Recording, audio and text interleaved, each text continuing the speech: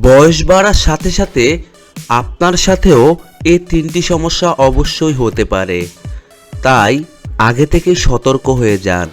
Number 1, বয়স বাড়ার সাথে সাথে দেখবেন আপনাকে যারা ভালোবাসতো, সম্মান করত, তারা ধীরে ধীরে আপনাকে ভুলে যাচ্ছে এবং আপনাকে ইগনোর করে চলবে। এমনকি অনেক ক্ষেত্রে নিজের ছেলেমেয়েরাও বাবা মাকে বাড়ির বোঝা মনে করে। নাম্বার 2, সময়ের সাথে সাথে আপনিও বুঝতে পারবেন যে শারীরিক অসুস্থতা কতটা কষ্টের হয়ে থাকে, তাই সময় থাকতে নিজের শরীরকে গুরুত্ব দিন। নাম্বার 3, যত ধীরে ধীরে বয়স হবে তত মনে হতে থাকবে যে পুরনো দিনগুলো সব থেকে সুন্দর ছিল, তাই আজকের দিনটাকে মন খারাপ না করে হাসি মুখে কাটার চেষ্টা করবেন।